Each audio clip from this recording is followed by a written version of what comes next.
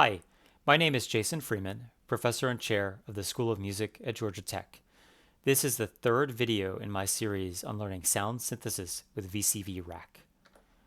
As a quick reminder, Georgia Tech's School of Music offers awesome bachelor's, master's, and PhD degrees in music technology, conducts groundbreaking research in music technology, and also offers opportunities to get involved with music for all students at Georgia Tech.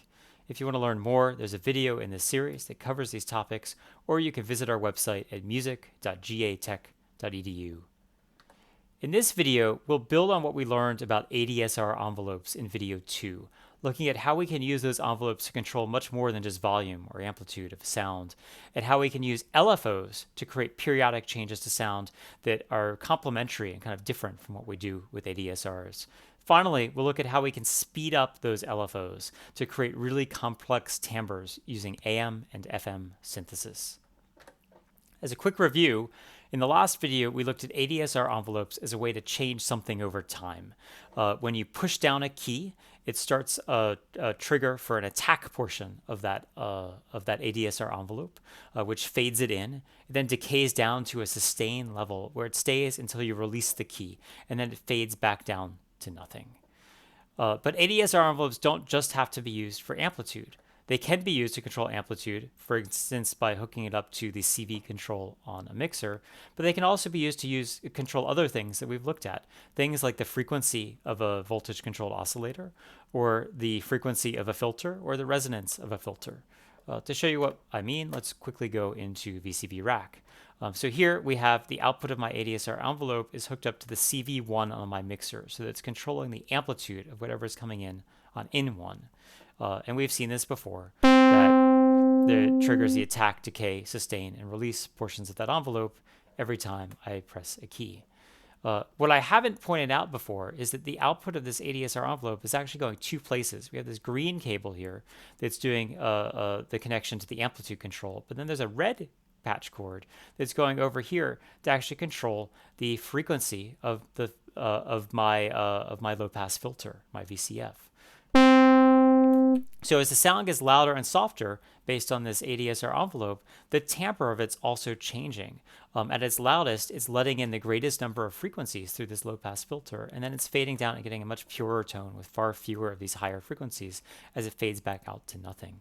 And we can really emphasize this if I go ahead and just disconnect this portion that's controlling amplitude, so we only hear the portion that's controlling frequency of the filter. And I can say change my sustain level of that so that the filter frequency stays much higher. And you can hear, even as I held down that key, that sustain level was higher, so I got still much a thicker sound, kind of a brighter sound with more of those higher frequencies in it. So I can control things like that. I can also control the resonance of my filter just by dragging that patch cord over there. And I'll have to turn up my frequency here a little bit. Maybe even more. So you hear how that resonance is changing. I can actually change the total amount I want by moving that knob as well. So that's another thing that I control. And then, of course, I can also control changes in the frequency of my VCO. To make it sound like the pitch itself is changing. So I'll drag that over. Now I'm not going to drag it over to volts per octave. That's being controlled by which key I push on my computer keyboard. I'm going to drag it over to this thing that says FM, frequency modulation. And to control how much this ADSR is changing the frequency, I'll have to move up this FM CV knob. Right now it's not allowing it to change it at all. So if I push this, nothing changes. But if I move that up, say to halfway, you'll obviously hear that pitch change a lot. Maybe halfway was too much. Maybe I'll go back down to 25%. And you're hearing it gliss up and down as I turn on and off that ADSR envelope. So that's a quick tour of how you can use ADSR envelopes to control not just amplitude, but anything else essentially that you want to hook it up to change that parameter over the course of pressing and releasing a key to make a note. I want to now compare what you can do with envelopes versus what you can do with LFOs, or low frequency oscillators. And there's a critical difference between the two. The ADSR envelopes, as I said before, they execute once per note. They start when I push the key down, and they release and then end when I let go of a key. An LFO, on the other hand, is running all the time, no matter what. And it doesn't change at the beginning or the middle or the end of a note. It's just always doing its thing, no matter what. And if you look at this LFO module here, it looks very similar to the VCO. In fact, the controls look pretty much identical. The key difference here is that the frequencies here are much slower than the frequencies we get from a voltage controlled oscillator. They're not meant to be hooked up to an audio output and heard as sound. They go very slowly up and down so that we can actually use them to control something else rather than hear them directly. In the same way that an ADSR controls something else in our patch.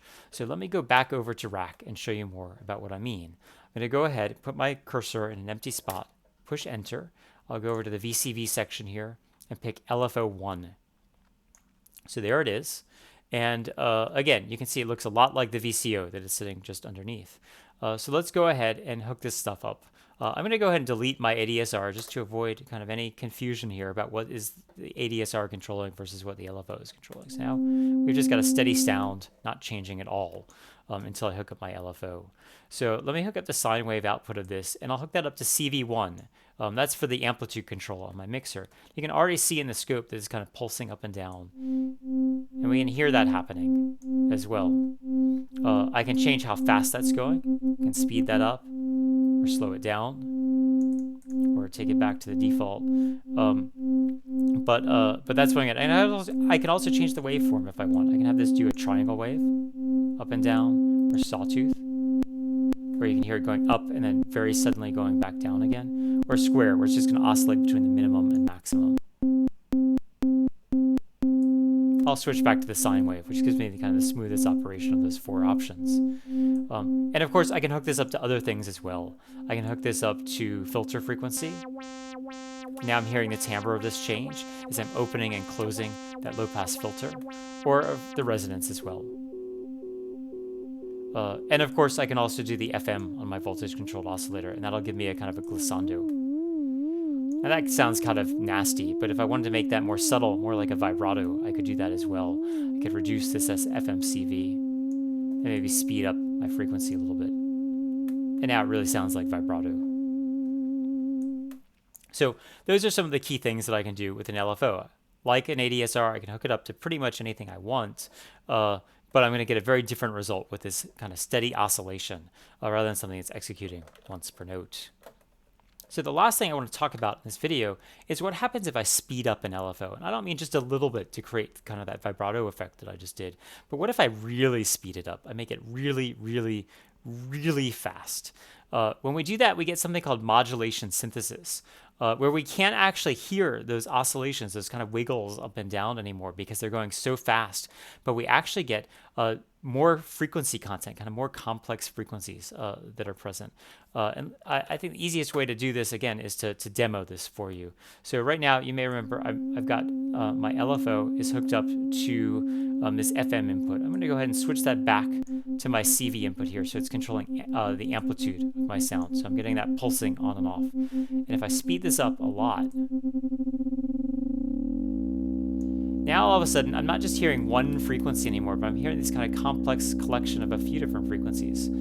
So let's go ahead and open our analyzer. I'm going to click on Bog Audio and go back to my analyzer and drag that on and take a look at what's going on in the frequency domain. So again, if I slow this back down, you can kind of see it pulsing up and down there. I'll reduce that filter. It's a little bit purer here.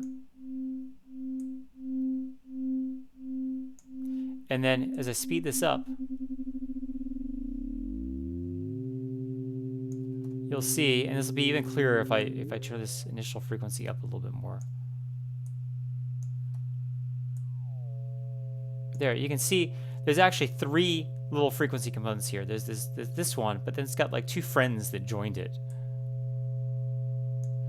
And depending on, I can make those be closer or further away from that core frequency, depending on where I move the LFO's frequency knob here. This is called amplitude modulation, where I'm getting these two sidebands, these two extra frequencies, when I move that LFO up to really, really fast speeds.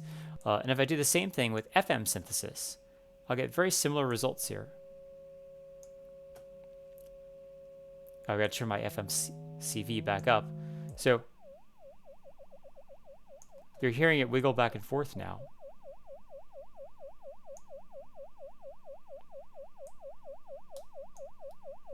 But if I start speeding this up,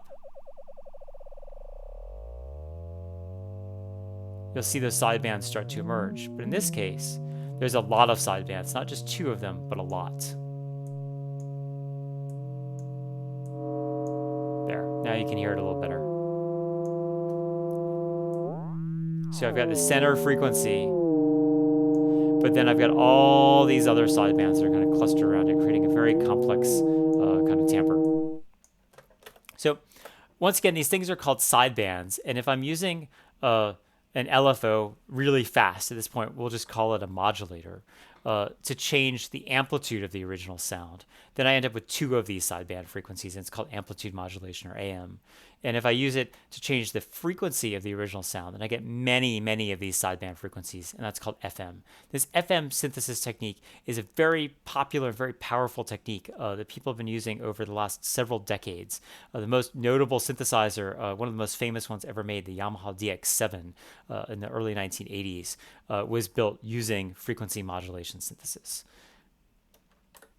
So to wrap up, what we've learned in this video is how we can use ADSR envelopes and LFOs to change pretty much anything we want, not just the amplitude of a sound, but we can change its filter frequency, its resonance, the VCO frequency, or pretty much anything else that we can imagine. And that we use ADSRs to create kind of a single kind of curve that changes over the course of playing a single each note. And we use an LFO to create a periodic kind of wiggle in the sound that happens over and over and over again.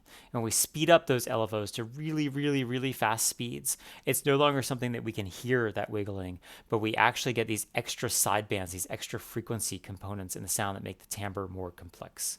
That's it for this video, and in the next video, we're going to cover the topic of sequencing, how we can create beats and loops by sequencing changes to things over time.